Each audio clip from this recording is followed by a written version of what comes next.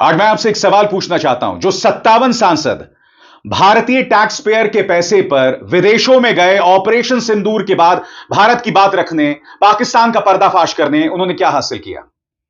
कितने प्रधानमंत्रियों ने उनसे मुलाकात की? कितने राष्ट्रपतियों ने उनसे मुलाकात की? कितने विदेश मंत्री, कितने रक्षा मंत्रियों ने उनसे मुलाकात की? प्रधानमंत्री नरेंद्र मोदी इन तस्वीरों में उन सांसदों को सम्मानित कर रहे हैं।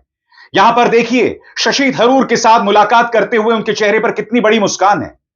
सीधा सा सवाल, हमारे पैसे से, टैक्स पेयर के पैसे से ये लोग जो बिजनेस क्लास में गए, विदेशों में जाकर 5 स्टार होटल्स में रुके, इन्होंने क्या हासिल किया बताइए? यह सवाल तो पूछा जाना चाहिए ना।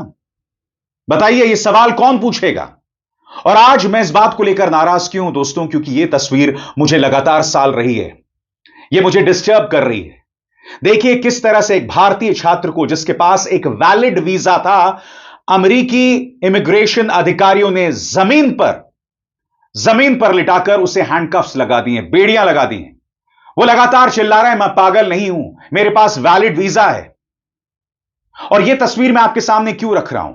यह तस्वीर मैं आपके सामने इसलिए रख रहा हूं क्योंकि जो तमाम दूतावास हैं, न्यूयॉर्क में जो दूतावास हैं, जो कॉन्सुलेट्स हैं, भारतीय कॉन्सुलेट्स हैं, जो लाखों करोड़ की जमीन पर बनी हुई हैं, जो लाखों डॉलर्स किराए पर महीने दे रहे हैं, और इन काउंसुलेट्स में, इन दूतावासों में कई अमेरिकी नौकरी करते हैं जिन्हें हजारों डॉलर्स तनख्वाह में मिलती है।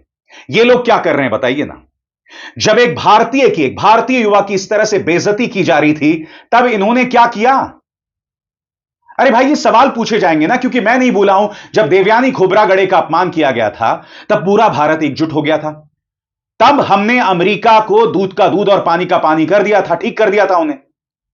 आज एक भारतीय छात्र का इस तरह से अपमान हुआ है, मगर सुई टपक सन्नाटा, कोई कुछ नहीं कह रहा है।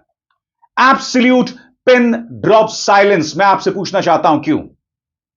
आखिर क्या वजह है कि अमेरिकी इमिग्रेशन अथॉरिटीज के निशाने पर इस तरह से भारतीय छात्र हैं? और बताया जाता है कि इस तरह के रोज 1 या 2 केसेस होते हैं जब वीजा के बावजूद भारतीयों को वापस जाना पड़ता है।